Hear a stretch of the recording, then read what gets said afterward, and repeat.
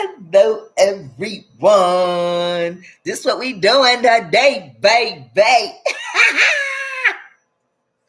Woo!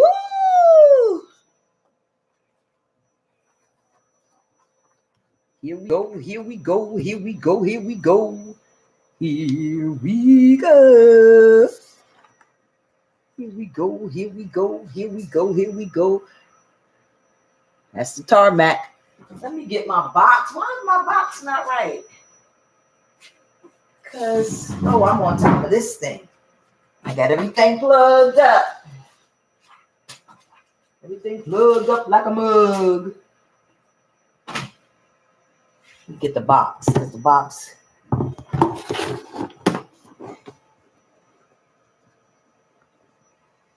Everything sitting on the box. Sitting on the box. Sitting on the box. Sitting on the box.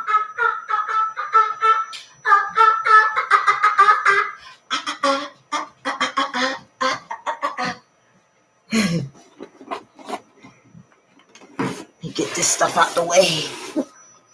Get out the way. Move, trick. Get out the way. Get out the way. Get out the way. Now, see, I was going to do the video, and I probably still will do the video because here they go. Here they go. Let me get my pointer. Let me get my pointer.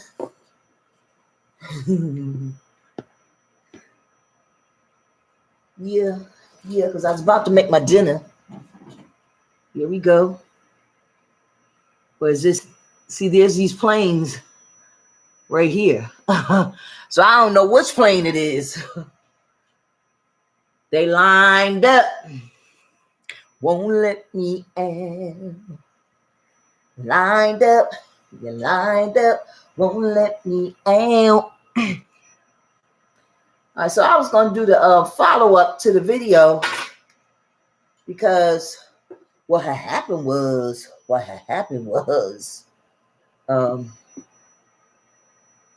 yeah, that's Georgia. He's landed because they said this one Trump prepares to surrender. So these just like sky views. But the other day I did a video and I was talking about the immigrants in New York and the homelessness between the white and the black and Hispanics in America. And then I was talking about this lady, how she brought her little trick behind over here, started herself a whole agency talking about her boyfriend beat her up in Cuba. And there's a whole story on the page underneath how she went a roundabout way to get here, okay? Started an agency, and she was in the detention center, and she tried to have the ICE center shut down. And I did a story about this too. I'm registered to the Green Party.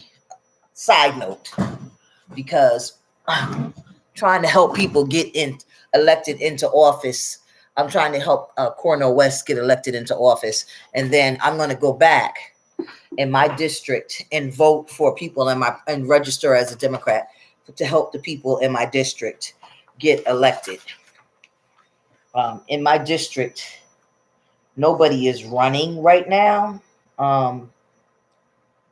In my district, because until in my district, no one's running until next year. So I'm going to go back next year and switch back so I can vote in my primary.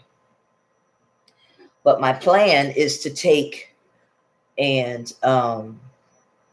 because the only thing that's up for grabs in my district is the governor's race, and that's not this year. That's not till next year. So there's nobody even running in my district. That's for a lot of districts, not just my district. Oh, it's just the what you call race. But yeah, the lady here Yolette, the way she came over here, the way she abused the system and came over here a roundabout way, there are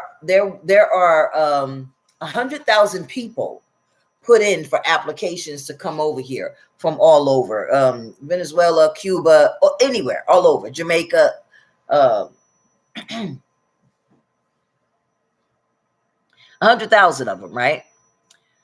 So 55,000 of those applications were denied, but they can't find the people, and they gave a lot of them temporary green cards, right?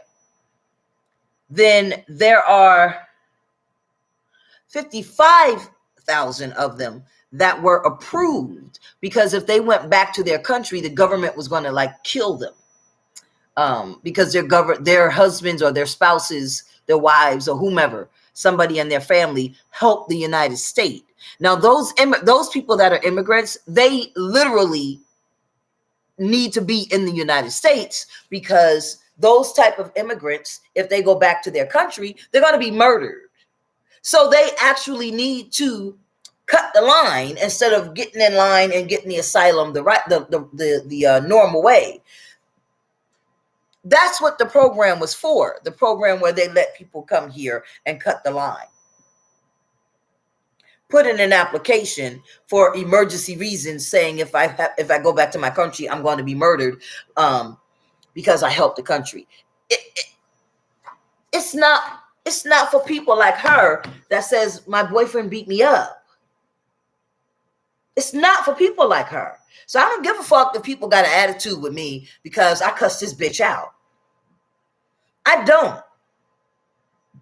Because you had the means to travel, and you have family member that support you to send you money to send you to another country to get away from your boyfriend, or stay in the country you were but go to another place and go to schools where Dennis Hopkins was. You had means that you could get away from your abusive boyfriend.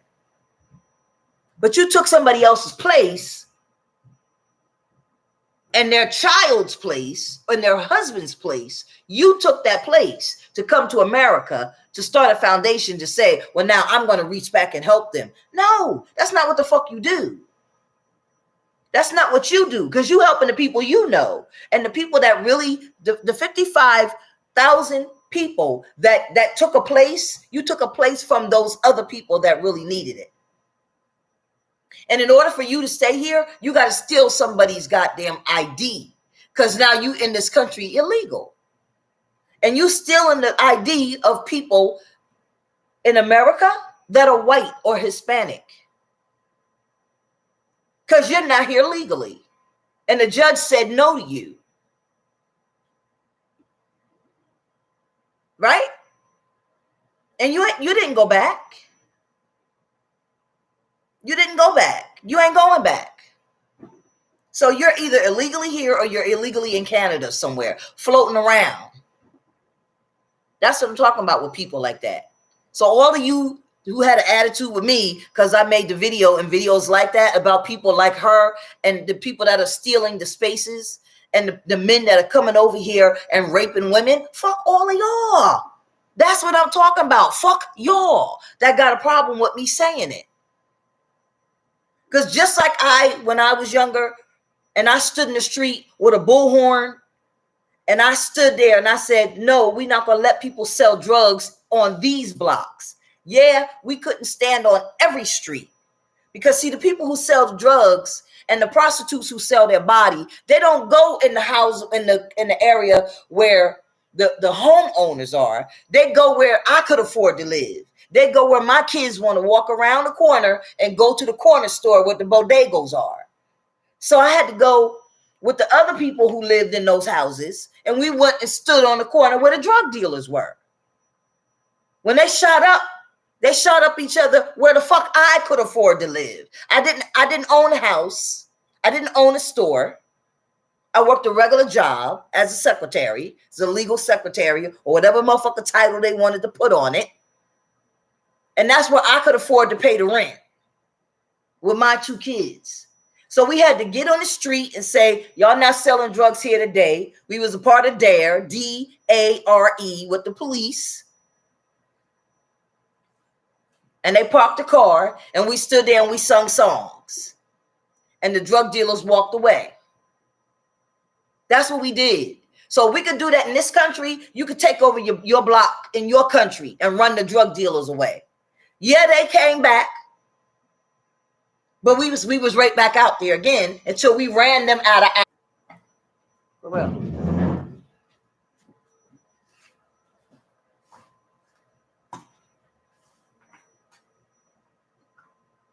Like, that person had the wrong number, but seriously, where's my shit? So y'all running over here talking about it's drugs in your area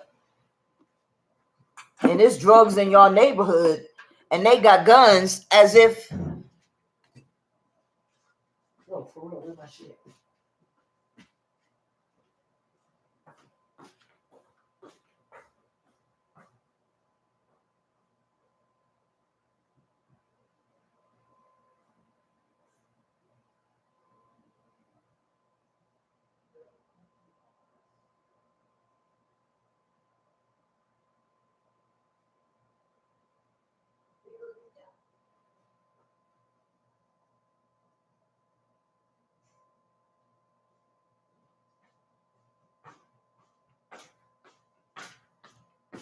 Okay, y'all come to this country and y'all say we can't get a job, and the guys is in the join the gangs, and they're robbing us, and they're gonna rape our daughters, and they this and they that. Well, guess what the guys was doing?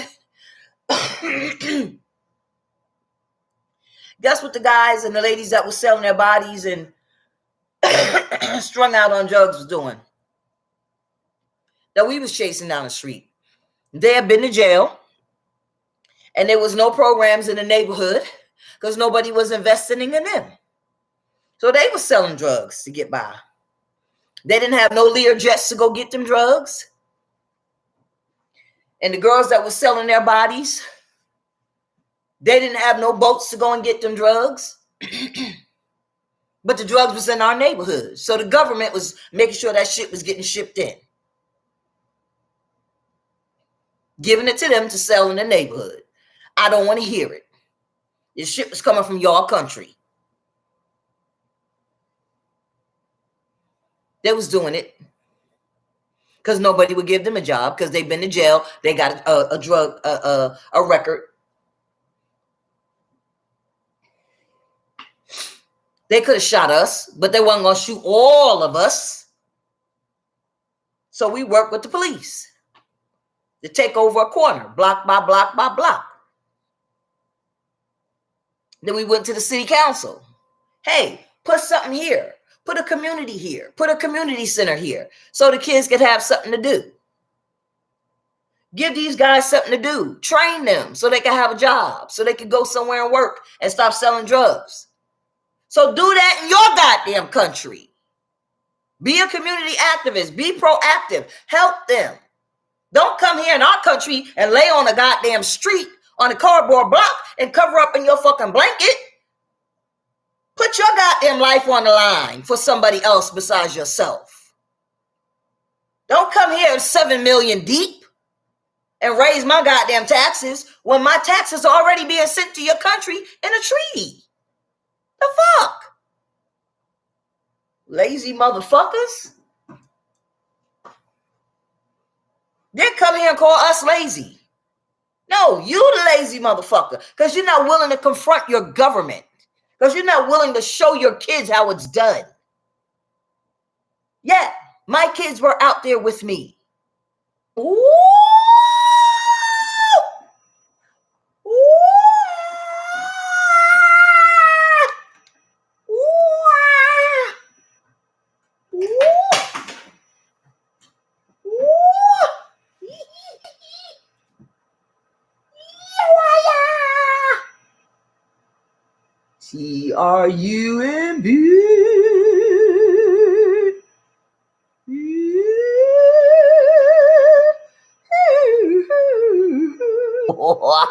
Trumb.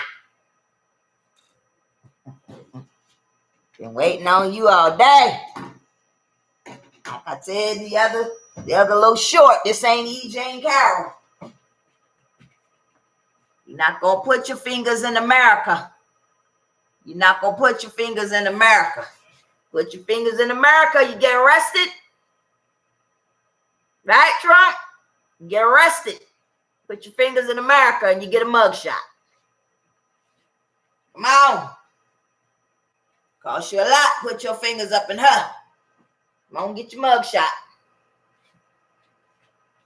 Come on. I'm right-handed, but the right still maneuver a little bit here, but it still work. Come on, Trump. Come on. Come on. Come on, Trump. But I can still dance. Come on.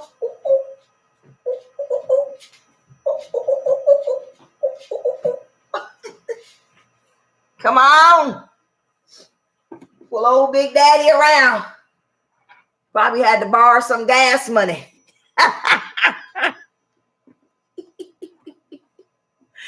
Gas is high. Gas done went back up since you ain't president no more. That Obama gas price gone. This is Trump gas price. Somebody wrote me and said I had $10,000 when Trump was in office. Yes, that was Obama's gas prices. Now we on Trump gas prices. When the president leave out the office, that's the money in the budget that you living off of. They didn't realize that. The president that's in office, you don't get his prices until he leave office. Right. Mm-hmm. So whatever Biden is doing is not going to take effect until he leaves office. He's in office right now trying to get Congress to pass them dum-dums. So we living off of what Trump did while he was in office. That's why when Obama left office, what he put in place, that's why y'all had so much money. That's why gas prices was okay. Because what he passed went into effect. Oh, Lord have mercy. Oh, God. Let me turn y'all around. Let's see this for a few minutes. I'll be right back. Let me make like a little pit stop.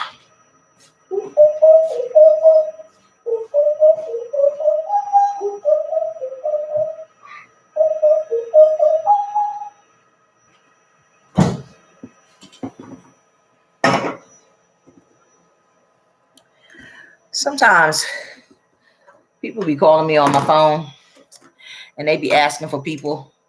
You know that's not that person. You know it's me. I think you just be calling to see who it is. Like to see if I'm going to say I ain't going to never say my name. Is this so-and-so? No. Like they expect me to say, no, it's Golda. No, I'm not going to tell you it's me. No. Nope, it's not. And then they silent like they waiting for me to say, it's Golda. No, I'm not going to say it's Golda. My mother taught me that trick a long time ago, fool. Even if you say, well, is this Golda? Well, who is this? You should know who the fuck you calling. Tell you who I am. Who the fuck you calling for? Don't call me, expect you to give me my information. What if it is Golda? Were you calling for Golda? Yo!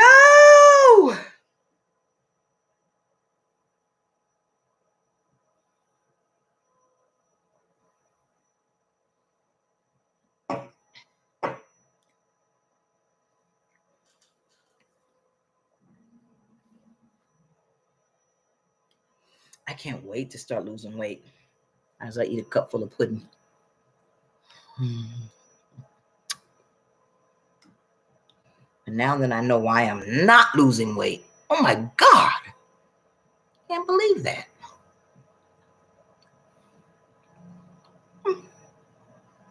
Considering what's happened to me, my body's held up well.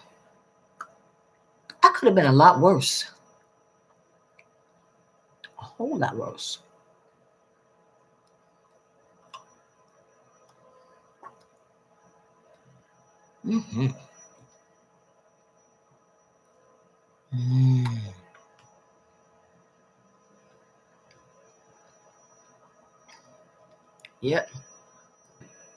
Oh, that must have been Meadows thing, black SUV I saw going in and coming out. Look at this shit, y'all.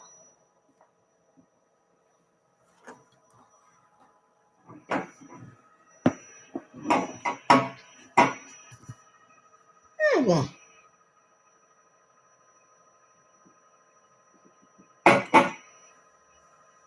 That's ridiculous. You don't need all that. You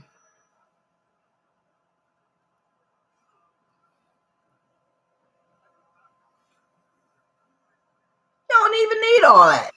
How long is this? Oh, see, this 36 minutes. Yeah, this is gonna have to get cut down and cut out and erased. Because we're not doing the whole 36-minute motorcade bullshit. Yeah.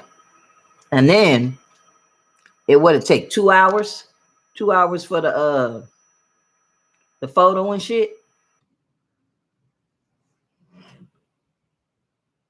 Now please tell me how this baby right here, look, how come the baby look like Brat? Why the baby look like Brat? There go Brat. There go the baby. There go the baby again. Why the baby look like Brat? Look at Brat. Look at Judy. They don't look alike. There go the baby. Why the baby look like Brat? Ain't got none of her DNA.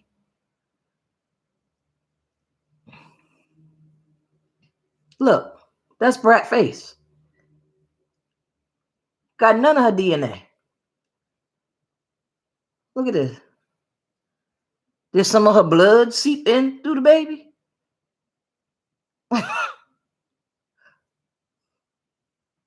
Because this is just amazing how this baby looks like Brat.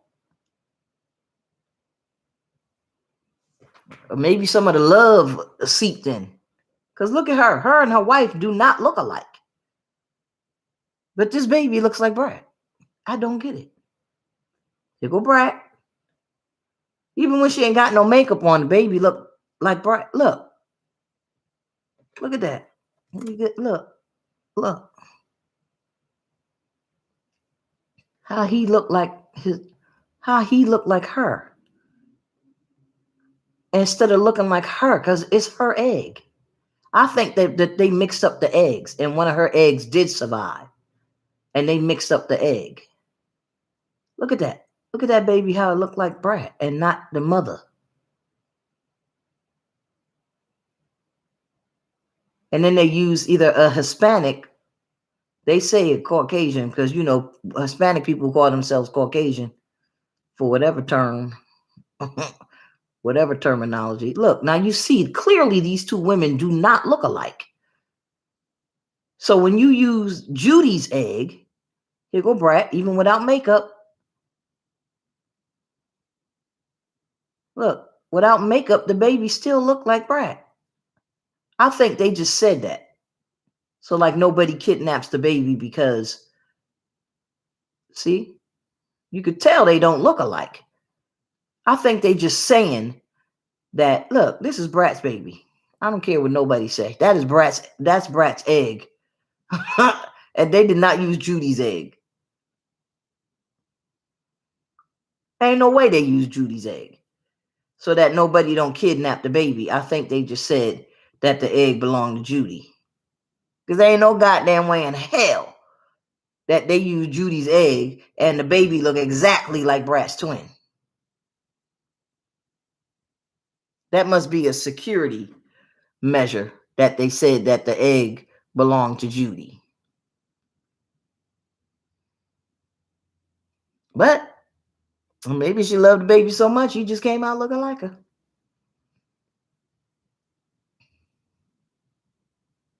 Anyway, they happy. That's all that matters.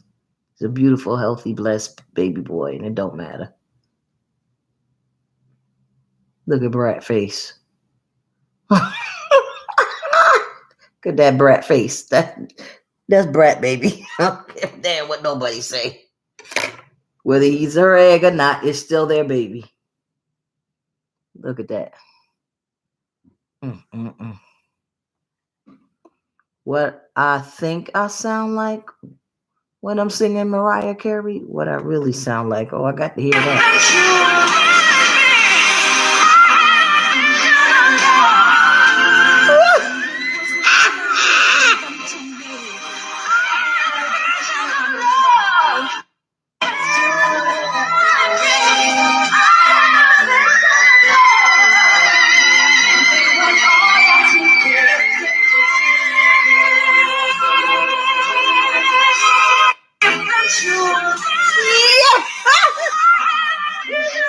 Oh, Lord.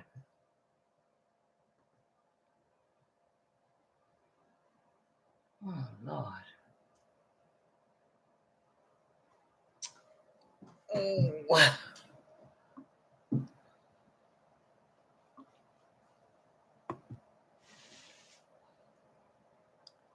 Let me get his mugshot, because that's the latest mugshot, baby.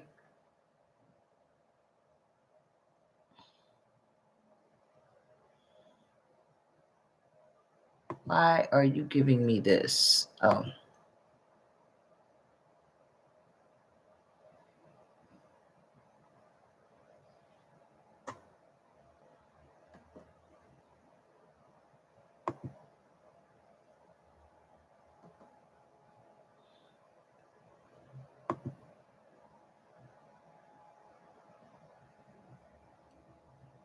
Let's go back. This is mugshot Mr. Mark Meadows as a defendant in this RICO case. Like all other defendants, he is legally presumed innocent, but he is being put through the mugshot like anyone else. 19, looking at a trial date, which could be even sooner than they hoped for. Today, the DA made a request, kind of an opening bid in negotiation, and by any legal standard, I can tell you this is an assertive one. It shows she means business. She wants to start the trial by October for all 19 defendants. That would be in about 60 days. Now, I say opening negotiating bid because we know legally from precedent, from past examples, that a big, sprawling RICO case with 19 defendants usually takes longer to prepare. She ready, baby. Tonight as we bring you recent precedents. She is ready. Brought by this very DA that have taken longer than that. We can also tell you defendant Trump's team has filed a motion opposing that trial date. She ready. Expect that squabbling to continue on behalf of that defendant and others. Also, what Nicole Walsh stop trying to talk it down, Ari. A last-minute shakeup she is on ready. Team, which is really interesting, given that he had tapped a very experienced Georgia lawyer, Drew Finling, who we'd had on this very show, and today he swapped him out and swapped a new one in literally hours before the formal surrender tonight. And that's what took us so long. For that switch, nor need they.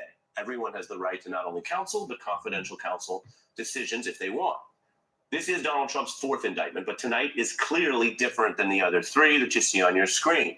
Instead of the court sketches or the brief photographers that we've been expecting and seen in these other cases, we are in a much more open and transparent system in Georgia. Indeed, Judge. Normal course, Trump's appearances would be televised, a contrast to the feds. The other story.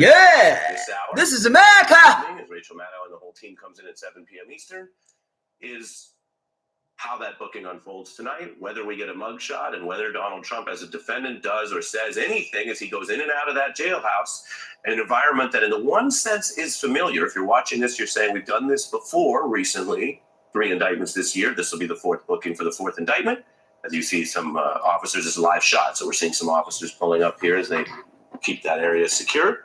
So in one sense familiar, and in another sense quite distinct, because RICO cases are different. They're heavy. There's a lot of pressure and we've done this before recently, 3 indictments this year. This will be the 4th booking for the 4th indictment. As you see some officers, it's a live shot. So we're seeing some officers pulling up here as they keep that area secure. So in one sense familiar, and in another sense quite distinct. I don't feel like eating anything else today. Different. They're heavy. There's a lot of pressure, and never have Donald Trump's White House aides and lawyers been pulled in to any of his federal cases like this. With that in mind, we turn to a very experienced veteran federal prosecutor. David Kelly was the former U.S. attorney for the famed Southern District of New York, a distinction in his career that he shares with defendant Rudolph Giuliani, although I can't say there's much else in common with the two of you this year. And I should mention in full disclosure, as we always do, when I practiced law, Mr. Kelly was my boss. Welcome back, David. How are you? Hello, David. Let's start with what we're watching here. On the one hand, it's just a street in front of a jail. On the other hand, it is where Donald Trump faces what many see as his most sprawling criminal case. What's going to happen tonight? Well, first off, I think what you just described is surreal. When you're talking about the former president of the United States. None of this is surreal. It's a criminal being prosecuted, booked and handcuffed. A sally port at the jail facility, and then taken to a room where he'll be fingerprinted. See, he'll have his photograph taken unless the Secret Service has intervened and worked out. He's not the president. He's a citizen now. And that will pretty much be it. Y'all don't treat Barack Obama as a president. You don't treat Bill Clinton as a president. They're former presidents, and so is Donald Trump. So this should be a pretty pro forma exercise that shouldn't really, uncharacteristically, should not have too much drama attached to it. With that in mind, the DA echoed your sentiments when asked by some defendants, including Mr. Meadows, whether they could have more time to at least exhaust what they argue is the proper venue, that they want to switch this to be tried in a federal court, which is a standard request one can make. She had the standard response, which is, you've been given a deadline, you'll meet it, or I will issue an arrest warrant and someone will come visit. Look at them fine officers. Go ahead, Georgia. Look at those nice uniforms. Down today. What do you think? Go ahead, Georgia. Well, I think it's completely appropriate. She has the juice behind her of a federal judge who said, look, until and unless it's decided in your way, you'll comply with the state law. And so there really is no place else for them to go. They can make an application. Look at them nice officers, dressed so nice, hair is done. A move that I think is without merit under the facts that have been alleged. And there's going to be other motions as well, but this is the first one, and it's, maybe a delaying tactic, but it's already been preempted by the judge, who says, you need to go forward and comply with state laws. State law requires, among other things, that you be processed, and that's the first step in this whole dance. Yeah. Processing.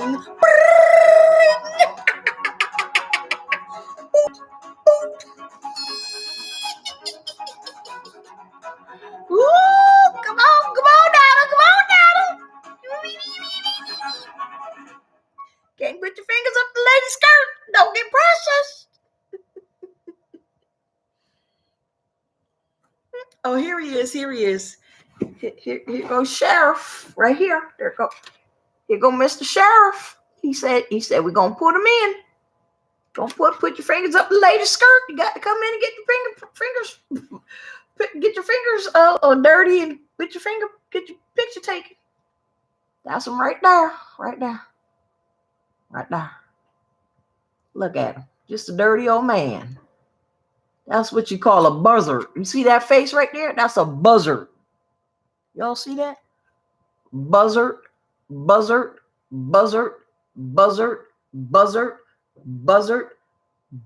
friend and a buzzard.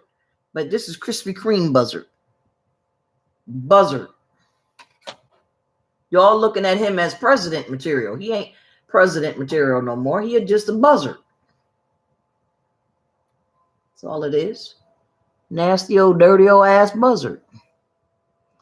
Atlanta News. Let's go to Atlanta News. See 5 feet from where he's standing, this motorcade heading right back to Hartsfield-Jackson Atlanta International Airport. Oh, the buzzard that got his picture taken. Atlanta News first reporter Adam Murphy, who's actually on the ground. Adam, talk to us. What's the scene out there? I'm sure it's a little hectic. Trump been released. Joseph E. Lowry Boulevard. Woo! Look at that. The buzzard been released. I smell buzzard juice. See all the law enforcement officers on their motorcycles. Here comes the motorcade, it appears. They're heading south down Joseph E. Lowry Boulevard. We're at Donnelly Hollowell as well. I smell buzzard juice. For some time now. Look. Okay, let's see what. And you can hear some of the motorcade vehicles pass by. Kelsey in the back, can you let us know if that language dies down? In the meantime, we're going to keep that. All right, we're going to go back to Adam. It sounds like they've stopped. I smell buzzard juice. Adam, can Okay, you hear me? yeah, Yes, we're please. back out here. Yes, I got you, Alan. Okay, so you're looking right now at Joseph E. Lowry. All right, this has been blocked. These vehicles are heading south towards the interstate. You can see the law enforcement vehicles coming through. A lot of people out here as well. There you go. The motorcade moving through right now, looking to see if by chance we see the former president. There's a lot of people out here.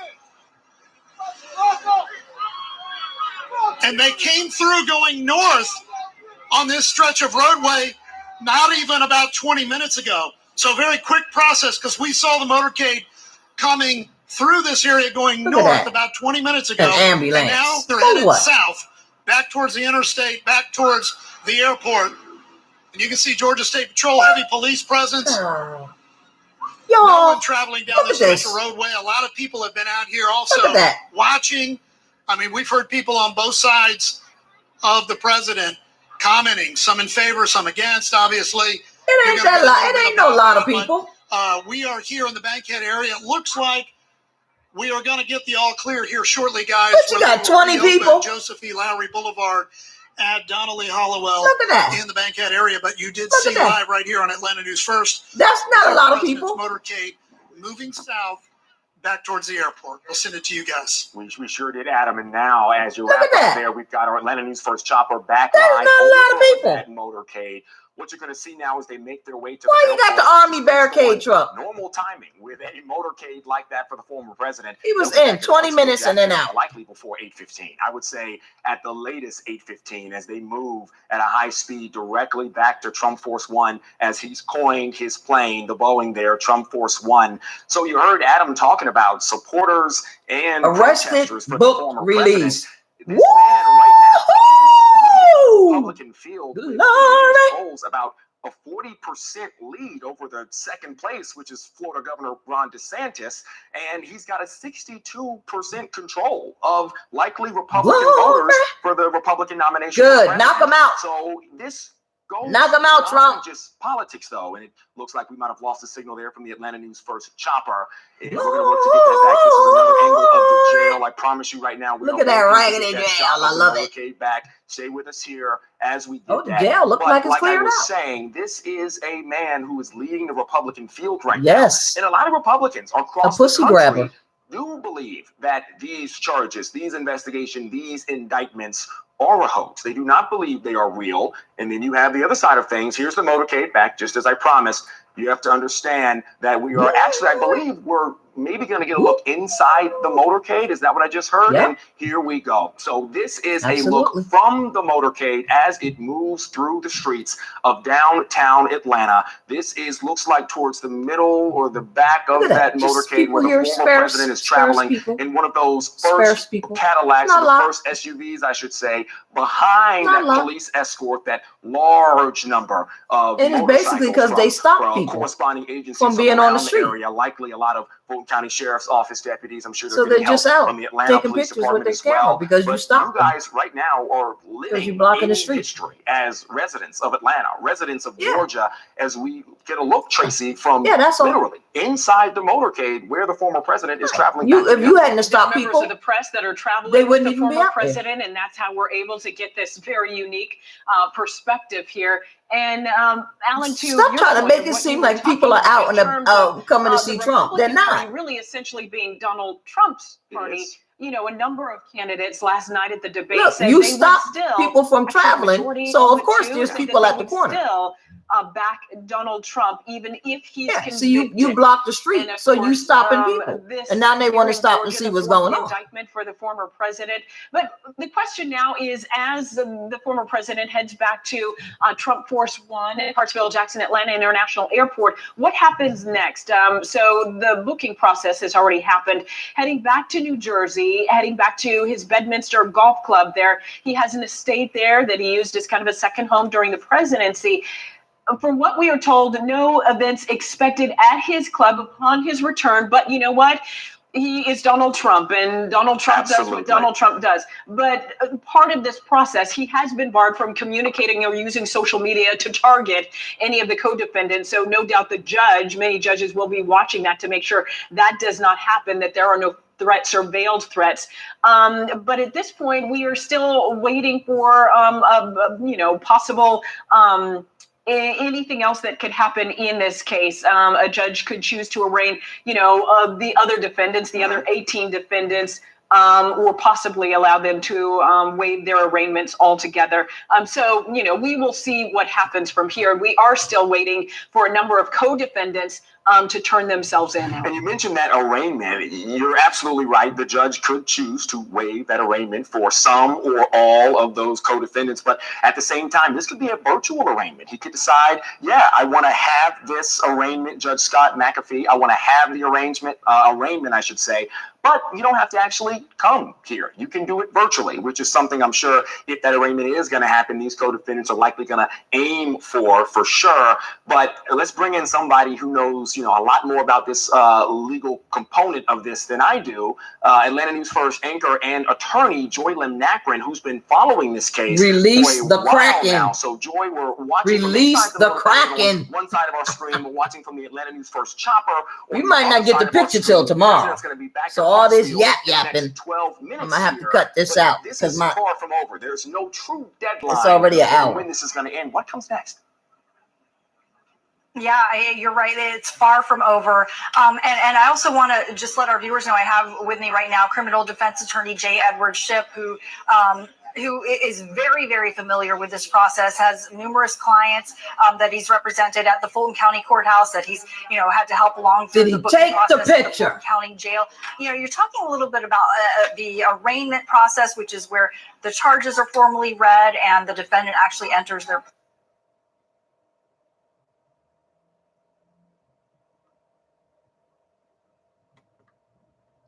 put you on save to watch later.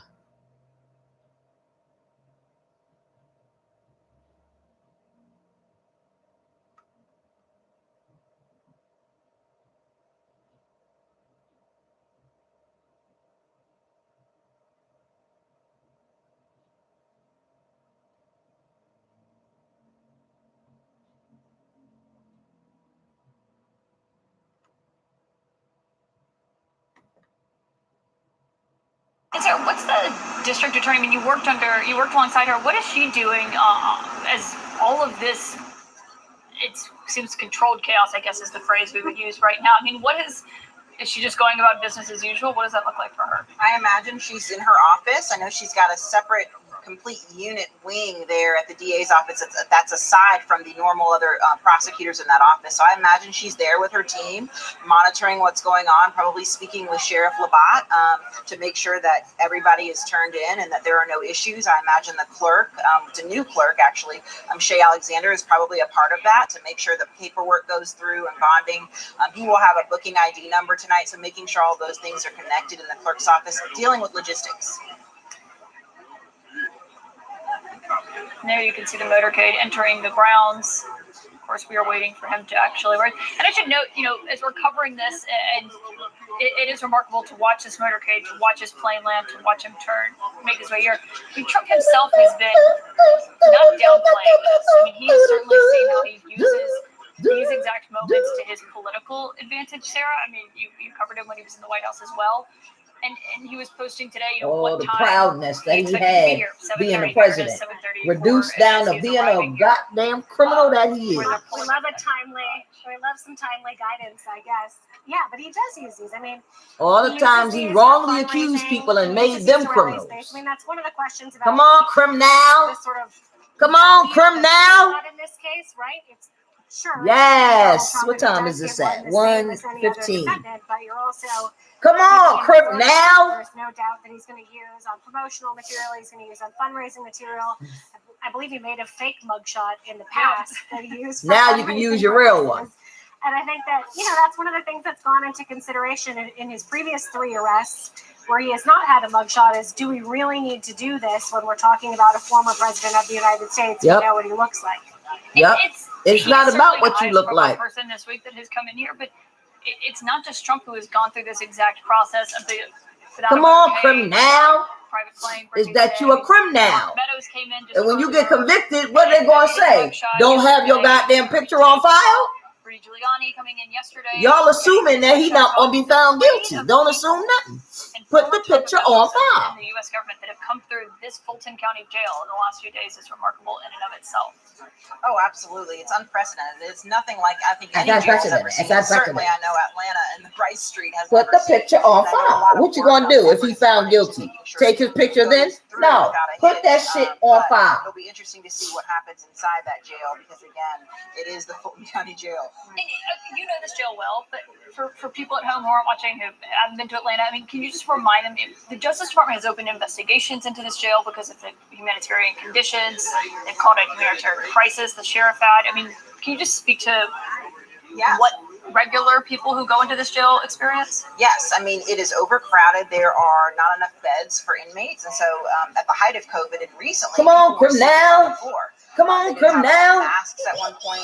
There was a notorious for the locks at different cells not locking, which obviously Come on, poses a criminal. security risk for inmates. Come on, There's a criminal. serious gang issue in that jail. And the higher up you go, it's 7 floors, and the higher up you go, the more serious the charges are. So people charged with murder and the most serious crimes are on the 7th floor, and down on the 1st floor you've got mental health or more special, high-profile people like a Donald Trump. Come on, criminal. Probably be on the Come on, 1st floor. criminal. I do want to point out though that Come on, this is a criminal. choice to Come on, have criminal. Donald Trump and these other 18 co-defendants show up and be processed at the jail. This does not this is have so to much happen. fun.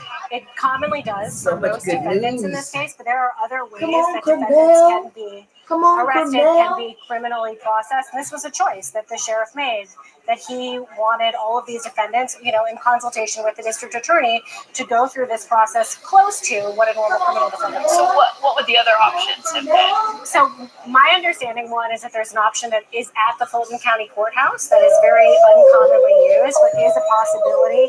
But two, that they could have potentially made other arrangements in other places to do this. In my conversations leading up to it, it sort of seemed like the jail was the top of their list. The DA and the sheriff really wanted to send this message that they were going to try to treat these defendants as close to any other criminal defendant. And again, obviously, a normal criminal defendant does not get the light and sirens treatment from the airport, and it's not going to be in and out in 15, 20, 30 minutes, but it still was a choice for the sheriff to have them on custody. And I should note that he is, we are told, being placed under arrest in Fulton County right now. He is surrendering to state law enforcement, and now he is going to undergo the booking process. And you were mentioning, did you call it the Sally Port? What did you call it? Yes, the Sally Port. And that's where he's at. That's where he's taken. So we're Just now entering the jail. That's the Sally Port. Class area that's enclosed. Typically, they'll do a strip search. So if you're arrested off of the street, they will unclothe you and do a cavity search to make sure you're not smuggling in contraband. And then you'll be taken inside where the intake booking in process happens with all of those different sort of sections in the intake booking area. And is that the entrance that typically a defendant would go through, or? It is. That is the area that a defendant would go through, with the exception of if a person knows they have an active warrant off of the street. Sometimes their attorney will just arrange to walk them in the front door of the jail and say, "Hi, my client's surrendering," and you'll do that through the front door. But if you're arrested on the street and you're taken in a police vehicle, you're going to be taken to the back Sally Port. And we were talking, Dan was saying earlier how, talk about two-tiered system of justice and how some people are treated and how Trump is treated. I mean, typically they would not clear the streets of Atlanta to have his motorcade, to have a defendant's motorcade come through. I mean, this does look unusual than what you would typically see for a defendant. You're right. I mean, the streets would not be closed. I will say that when they do transport inmates from the jail to the Fulton County Courthouse, which is about, a 7-minute ride, that happens a few times a day, and they do have an escort, obviously for safety purposes, with the sheriff's office and the buses that go that way to make sure there are no issues. Fulton County is the home of one of the most dangerous shootings at the courthouse in 2005 with Brian Nichols, and so security has been elevated here since then, more probably than anywhere else in a county courthouse in our state. So security is number one here in Fulton County because of that. And Trump has officially gone into the jail. We're told that his aides that are with him are sitting in the vehicles that you can see. Obviously, the Secret Service goes in with him. They did that in Washington. He had just a remarkable security system on it because of his Secret Service. But one person who is sitting in those cars right there that the people at home will now know is Walt Nada, his co-defendant. in the documents case, just to speak to the bizarre level of what we're watching. Yeah, it does sort of, you were talking about Susie Wiles earlier, and it sort of makes you wonder to the, back to the beginning when Susie Wiles started working for Trump and some of his aides started working for Trump, how different it is, how different this experience of working for, again, the front runner for the Republican nomination for president is from what they anticipated. Organizing Come on, Grim now. Motorcade. Come on, Grim now. The person you're working for is preparing to be arrested or is under arrest for the fourth time. I mean, it's just an incredible thing to see.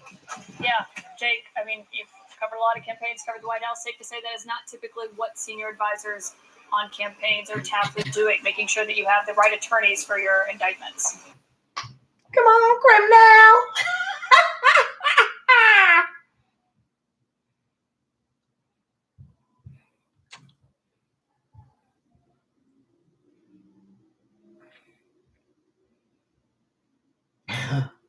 That shit is funny as hell. That shit is funny as hell.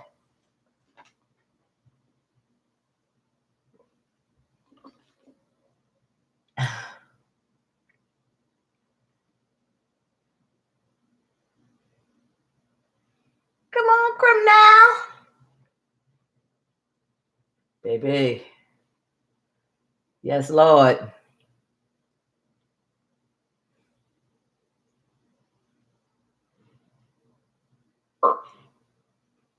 Recommended, projected, or determined trial date. Jack Smith has asked for January 2nd, 2024 for the trial to start. The Trump team has asked for April 2026 for the trial to start. Judge Tanya Chutkin gets her say. She's the judge. Her word is the one that's going to go in the docket. She'll get to determine that at 10 a.m. Monday. And just the enormity of these cases will really stand out at 10 a.m. Eastern Time Monday, John, because that's the same time, the same hour. Mark Meadows goes before a judge in Atlanta asking to move this Fulton County case of his to federal court. No all around. Everything happening at once everywhere. That's the new reality of a former president facing 4 simultaneous kinetic criminal cases. And meanwhile, there's also a presidential campaign that has its own set of moments. It might have been wise for the president to skip the debate Wednesday night, merely to just get some rest from what's going to be an extraordinary calendar. Hell no. Is this the first time we've seen Judge Chutkin, Scott, in this process in Washington? She's had one of the preliminary hearings in her courtroom. That's courtroom 9, 4th floor of the Washington, D.C. courthouse. This is the first time she'll be having what I guess they would consider a pre-trial hearing or a trial date determination. You recall there was this obscure issue over a protective order, how the evidence is handed over to the defense from prosecutors and what type of gag orders are in place when the defendant receives the evidence. That matter was handled earlier this month in front of Judge Chutkin, but Judge Chutkin has not seen Donald Trump face to face. He was arraigned before a magistrate judge. She likely won't see him Monday, but she has already issued warnings to him through his defense lawyers that he needs to stop and consider changing the tone of his Truth Social posts if they reference this case. Okay. And in his I can't wait for Donald Trump to get locked up and arrested. I know he's going to say something. Attacking the special prosecutor, or stop talking about other or somebody hack his case and act like it's them and say something about one of them people and then lock him up till they straighten it out. What she's likely to say. I ask because, of course, the former president is claiming he has a First Amendment defense here. There's been a lot of legal shooting holes in that theory, but nevertheless, he claims he's got a First Amendment defense against this case against him. And so you could imagine if she says you can't say this or that or the other thing, that he would wrap that into a kind of a larger narrative about being Muslim. It was both Judge Chutkin. Sorry, Scott, I've asked you a long question, and the former president is now apparently speaking. I really believe this is a very sad day for America. This should never happen. If you challenge an election, you should be able to challenge an election. I thought the election was a rigged election, a stolen election, and I should have every right to do that. As you know, you have many people that you've been watching over the years do the same thing, whether it's Hillary Clinton or Stacey Abrams or many others. when you have that great freedom to challenge, you have to be able to, otherwise you're going to have very dishonest elections. What has taken place here is a travesty of justice. We did nothing wrong. I did nothing wrong. Yeah. And everybody knows it. I've never had such support. And that goes with the other ones too. What they're doing is election interference. They're trying to interfere with an election. There's never been anything like it in our country before. This is their way of campaigning. And this is one instance, but you have 3 other instances. It's election interference. I don't see no black dye. Thank you for being here. We did nothing wrong at all. And we have every right, every single right to challenge an election that we think is dishonest, and we think it's very dishonest. So thank you all very much, and I'll see you very soon. Thank you very much. So, Scott, we just heard from the former president saying he had every right to challenge the election. It's a great freedom of this country to challenge. It's not too dissimilar. I don't see no dye on his finger. The former president spoke, which is that he's basically making a kind of First Amendment case. Of course, the distinction is that from the special counsel and the DA in Fulton County is that, yes, you can challenge an election, but you can't go outside of the boundaries of the law in which to do so when the legal efforts to challenge the election have been exhausted. Back to that First Amendment question, though, in terms of what the judge is saying and any reaction you have to the president's remarks, but what is she saying he can't say? Both the district judge and the magistrate judge who arraigned Donald Trump have said he cannot say things to threaten, intimidate, or influence witnesses or parties to the case. And I'll explain what that means in a moment. But I got to tell you, watching him walk up those stairs and give that press statement with the roar of the engine behind him, it's just so symmetrical to those gaggles he did with the press at the White House, with Marine One's propellers roaring or the engine roaring of the plane behind him. The optics here are just jumping out at me as something that if he can control, he seems to be controlling to his advantage. Primetime TV across America. Now, what does it mean for him in terms of what he can post and not post? Now, he has been specifically critical of the special prosecutor, the special counsel, Jack Smith, demonstratively so. He has criticized the judge herself, Judge Tanya Chutkan, saying she needs to recuse, that she is biased against him. He's criticized the District of Columbia, saying it's all boarded up and dirty.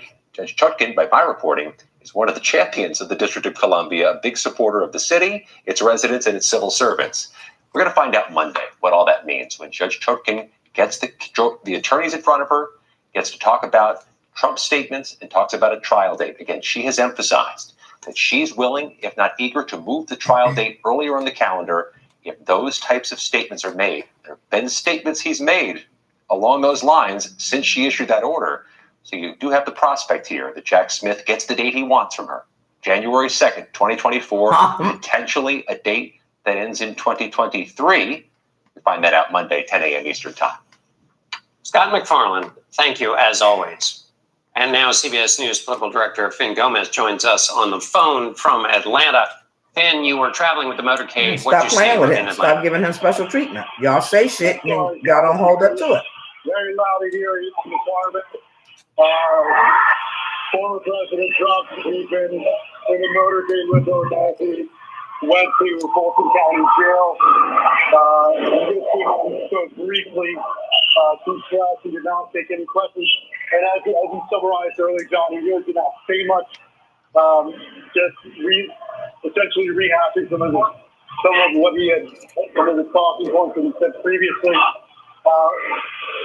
We've been told that there is, by the campaign, that there was a mugshot taken, which will be searched out of the 4. Finn, I'm afraid we're losing you there on the cell phone connection. Finn, thank you.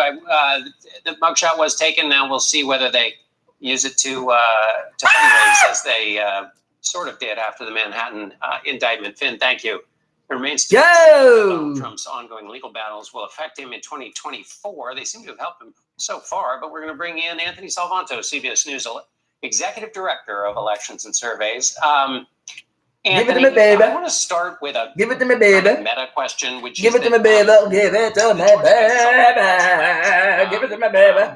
The president said he had the right to challenge the election, but of course the district attorney is saying that he did something fraudulent. The Washington Post counted up the fraudulent claims made by the president during his presidency and got to, I think, about 30,000. Even if they were too aggressive. Let's say 100 times would be more than we'd expect from a president. How do his supporters think about the president and the truth and the idea about whether he is a person who tells the truth? They don't care. It's a meta question, but it's also a practical one, in my view, in the sense that it speaks to how our democracy is working, and it speaks to understanding the nature of Donald Trump's support. And so we approached it this way. We knew that, among other reasons, that for his voters in the current GOP primary, where we know he has a large lead, among other reasons they're supporting him, they say, is to show support during these legal troubles. So that's sort of underpinning it. Mm-hmm. But to your point about the truth, we also asked very simply, who is it that you feel tells you the truth? And I phrased it specifically this way in an attempt to try to capture it. Who tells you the truth that is something that's accurate? Or I gave folks another option. Who tells you things that might be wrong sometimes, but accidentally so? In other words, they were trying to tell you the truth, but they were wrong, right? They made a mistake. Right. And then a third column, which was outright lies, which is a deliberate attempt to mislead. So you had those options. Well, for those who felt that let me put it this way. Donald Trump came out on top among his voters for the person who tells them the outright truth, the accurate truth. And it ranked ahead of their friends and family. Now, there could be some reasons for that, right? Sure. You could think your friends and family are misguided. Many people, I'm sure, might. Even ahead of conservative media figures. And I put that on there deliberately because, we know that especially his voters are getting their news from certain sources. So what is this and how do we put this in context? And I had another question that I have to mention. Go ahead. Can I interrupt just briefly because this is so one of the things in covering President Trump and covering all politicians, but he has gone pro with it in a way that we've never seen before, is that a lot of times you got voters who would say, I know he's not, the facts aren't right, but the truth is. In other words, they would forgive him. In other words, he's telling them the truth. Even if it was a pretty darn big one. About the immigrants. That it was in the service of his being connected to a greater truth they believed. Right. Which appears to be possibly what you're getting at. And that is powerful politically, but it also means you can make anything up you want. Right. I think that's so important because this idea of larger truth, while it may seem, sort of highfalutin, even though he is lying through his ass about the immigrants, I think it matters in this. This is how they feel about the immigrants in America. What do you think of it? He's lying because he's hiring them like a motherfucker. But they feel that he is telling them the truth. Voters and likely primary voters in the Republican Party are much more likely to describe it all as corrupt. So to your point and your question, you're talking about somebody they think is giving them this larger truth that's juxtaposed against what like the government. This not just dysfunctional but corrupt. They think he is against the government. He's anti the government. Trump is the corrupt government. Larger idea, especially when they see that system prosecuting it. But you can't tell them that. Right, and the truth. But Trump is getting system as they persecuted by the government. In other words, because it comes out of the corrupt system, it must not be true. So, anyway, we could go on for hours. And this is fascinating. One last thought, if you have one. Yeah. Well, no, I was saying it's and rightfully so. He should be getting persecuted by the government. Says he's winning among those voters who want someone who's honest and trustworthy. Yes. The other half of the country that thinks he did something illegal, might step back and say, "How can they think that?" That I think we have to appreciate, or at least understand. Sure. That's their thought process. Anthony Salvanto, it's a pleasure as always. Thank you. Thank you. For more, let's bring in CBS News legal contributor. The reason you're never going to get those people Jessica Levinson, is because the government is corrupt. Tarmac, and this is a version of a variety of defenses he's given. He said, quote, "We have every right to challenge an election that we think is dishonest." So how does that read to you? And the fucking government is corrupt from the legal system. They're never going to turn against Donald Trump. The government So the response to that from the legal system is you absolutely have the right to file suits, and he filed and his surrogates filed about 62 post-election suits. I think they lost 61 and a half basically of those suits. And certainly, if you think there truly is some sort of fraud, if you think there is some sort of problem with an election, you can go to the courts. And he did, and he lost. What you can't do is concoct a scheme where you try and get people who are not actually electors, who can't actually vote in the Electoral College, to go vote in the Electoral College. What you can't do is say to the vice president, who has no constitutional authority to stop the counting of the Electoral College votes, to try and pressure him into doing so. What you also can't do is file frivolous suits. And John, that's why part of what we're seeing, in addition to this case, is cases against the attorneys who filed these suits. That is serious. That is rare. But what we're seeing is people like John Eastman, people like Sidney Powell, people like Jenna Ellis, they are facing complaints from state bars based on filing those suits. So in the abstract, can you challenge an election? Of course. But let's look at what actually happened here and what prosecutors have accused the former president of doing. Jessica, what's the line between being frivolous and just being a bad lawyer? Let's say I'm just really not very good at my job and I file a lawsuit. Can I be penalized for that? Or is there a little wrinkle that needs to be in there? I know there's some allegations that they knowingly put some things on these filings that they knew not to be true. But what's the line there?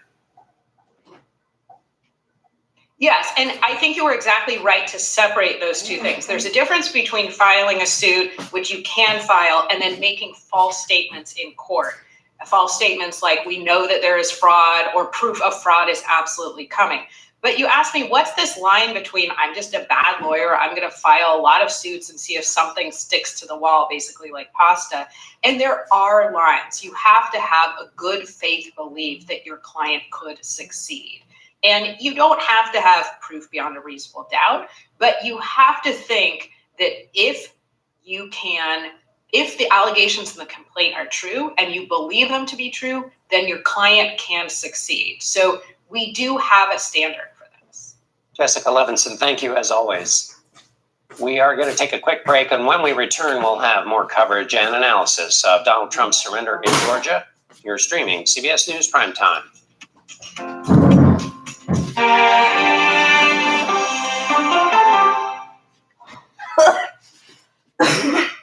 I've been so busy. If it's important to our nation, I wonder how you think about where America is at this point. it's on Face the Nation. Can there be stability if Vladimir Putin remains in power? Face the Nation with Margaret Brennan on CBS. America Decides, taking you inside American democracy. The most important stories on a day-to-day, hour-to-hour basis. You're going to hear about reporting. It is clearly a pivotal moment. Gun control, the economy, education, both sides of the political aisle fight it out for power. Bringing you the analysis that you need. It's not hard to do. With context, You may not believe me, but it really is not hard to welcome do. to America Decides.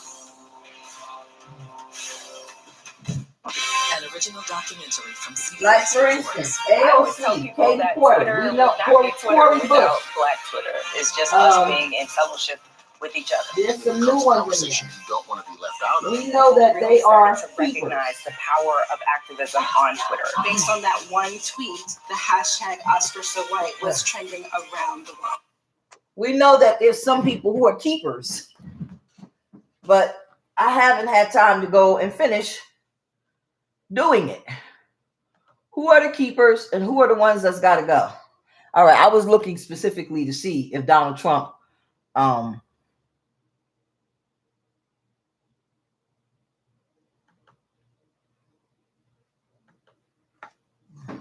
here's my thing. And then I started not feeling well and yada yada.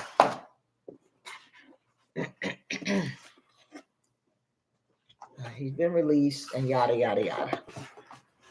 And the photo will be coming. Okay, listen. The Trump supporters, right? I ran out of what you call them, but one day I'm going to do it. I promise one day I'm going to do it, and I'm going to break it down. This is the old leadership. excuse me, old leadership. Why is he in here? Now he's part of the new leadership. This guy right here.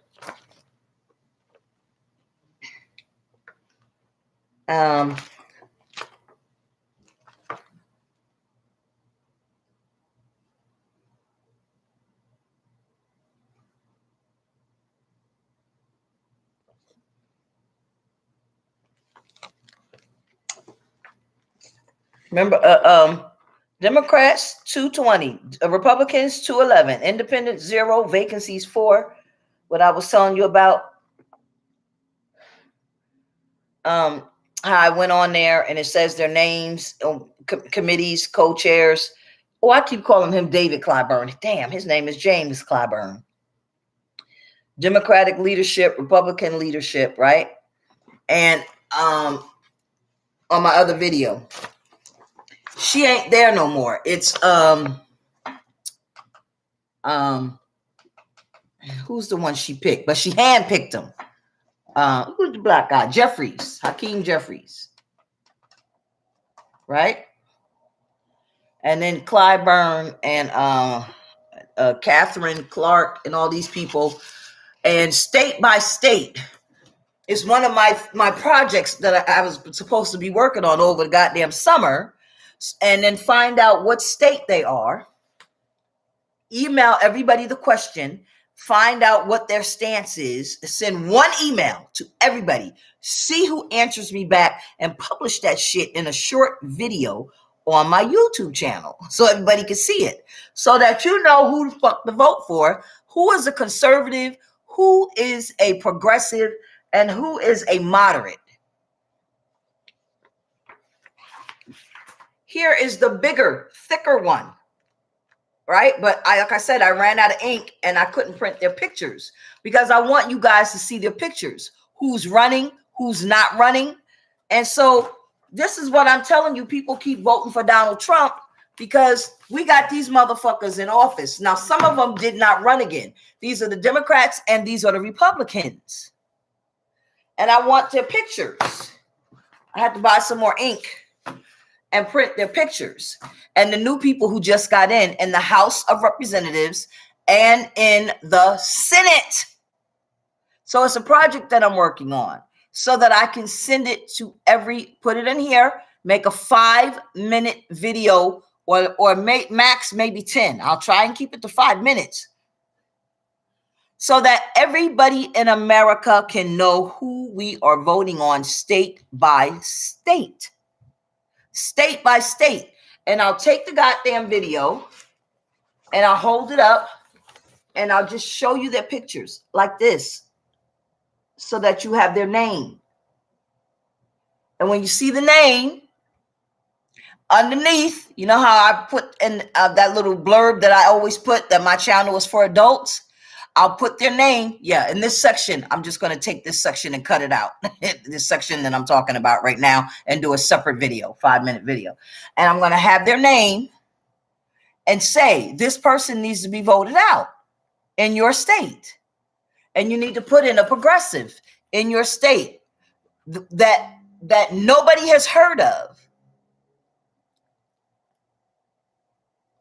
that will pass reparations and money for the people. Because I have a 3-hour video. And if you go to the section where I'm talking about the treaties, you need that person that's running to go listen to that video at whatever section I'm talking about the treaties and tell them at the section that I'm talking about the treaties, money for the people and the one-time reparation for those Americans, white or black, who qualify, or white and black who qualify, that you want them to be voted in office. Stop the money for those treaties and allocate money for the people and one-time payment for the reparations and make it tax exempt so that we can have money coming back into our communities. See, that's how you put people into office and you get rid of these motherfuckers that's been in there forever. But you keep people in office that have been in there that say, yes, we will pass the one-time reparations, not lip service. People like the Cori Bushes that you know will pass to reparations. If Ocasio, AOC, Alexandria Ocasio, AOC, Cortez says she's not for reparations, vote that bitch out. If she's not for money for the people, vote that bitch out. Put the person in your community that is for reparations. If she says she wants to keep letting in all these immigrants into our country, vote that bitch out. Cori Bush too. Cory Booker, vote him out. Hakeem Jeffries got to go because Hakeem Jeffries replaced her. She handpicked him. Clyburn, he got to go. People love him. I put what you call him in. I put Biden in. I did this. I did that. Please retire him. Retire anybody that's here that don't want to do. Retire her. See, all of these people that's in these positions, it's because they support the rich people, the 465 people that are billionaires, and that's why they keep supporting them. And we never let the little small people that's running get in. But the little small people that's running that get in, they got to guarantee us that they are going to pass the one-time payment reparations and money for the people. Money for the people are weekly payments for us. They're never going to do it. Katie Porter too. If Katie Porter don't want to do it, vote that motherfucker out too, because she want to be a senator. And she's very smart. She's good at math. We want Katie Porter in there. Katie Porter can crunch them goddamn numbers. Here go Hakeem Jeffries. Here these people are. We don't want nobody who want to keep in, what you call them? Debbie Dingle, Ted Lieu, Ngouse, Joe Ngouse, all these people. We want them gone because they keep passing all this bullshit that's going on right now. And all the Republicans that's opposite them. We don't want to get rid of them and let the Republicans get in. We want to, in those districts, we want to replace them with people that's going to pass what we want. Because right now we have more Democrats, but these Democrats are working with the Republicans. You understand what I'm saying? So we don't want to get rid of them and let the Republicans get in. We have more Democrats right now in the Senate. We just want the type of Democrats that will work with the progressive Democrats. Right now, we have these Democrats are not working with the progressive Democrats. So these Democrats outnumber the progressive Democrats, and we can't get any money for ourselves. So we want to get rid of these Democrats and put more progressive Democrats in. We're not worried about the Republicans, but we need to keep Democrats, replace these type of Democrats. Because they're not giving us money for us. Like these motherfuckers right here. It's some of these progressive Democrats that are not giving us what we want. They voting with these motherfuckers. Why are they voting with them? Because they're outnumbered. All right. So I'll get it together. I've not been feeling well, but I'll get it together. I will. And like I said, some of these people are not running again. So this is our chance to put in the no-name people, like the Nina Turners that y'all didn't put her in because the people that support these people don't want Nina Turner. So they put these people in. They paid for advertisement to put these people in. So the people in the towns didn't see nobody but these people. They didn't even know Nina Turner was running. Couldn't afford a billboard. Billboards cost money. Advertisement costs money. To do a commercial, to run a commercial costs money. Nobody even knew the lady was running. She raised $1 million, and people said, "Oh, that's a lot," but all of her ads were overshadowed. She could only run one ad, and they ran that when everybody was at work, so nobody saw the shit.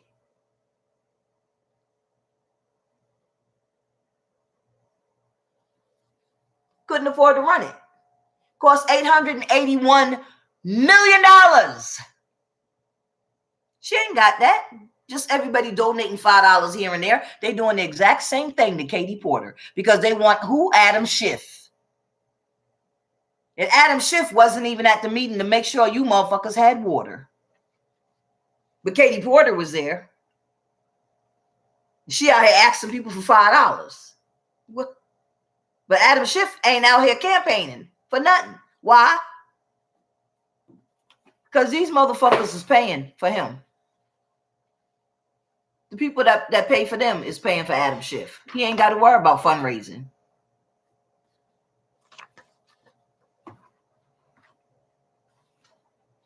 We never even heard of these people. Who are these people? We never even saw them. We never even saw them campaign. So how they get in the office? Why? How?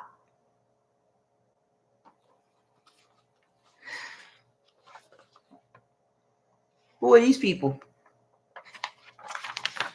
Who? Why America? Why are these people in office? She stepped down now after she educated herself. There's nothing the matter with that. But after she educated herself, she stepped down. Now she the mayor somewhere. Who are these people? How they get in? Who are these people? How'd they get in?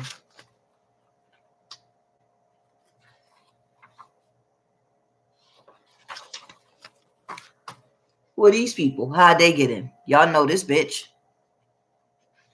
Look at Jamal Bowman. Same way. He ran. See, all these people need to be helping us.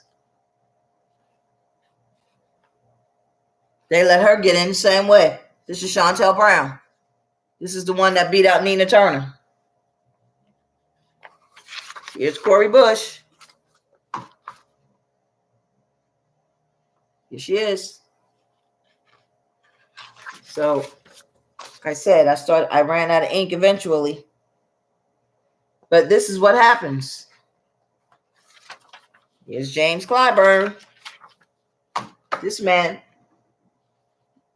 They're all mixed in. Democrats and Republicans. They're all mixed in. All right. I got to go.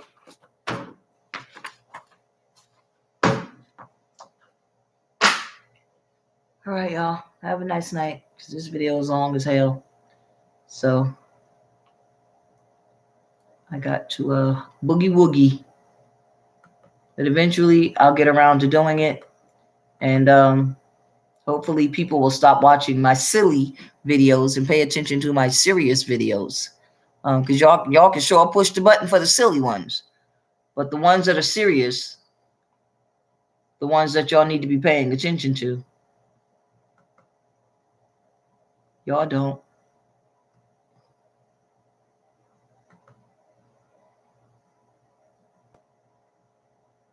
Come on with the mugshot. All right, I'm really not going to stay up for it.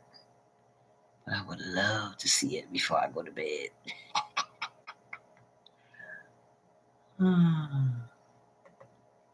Have a good evening.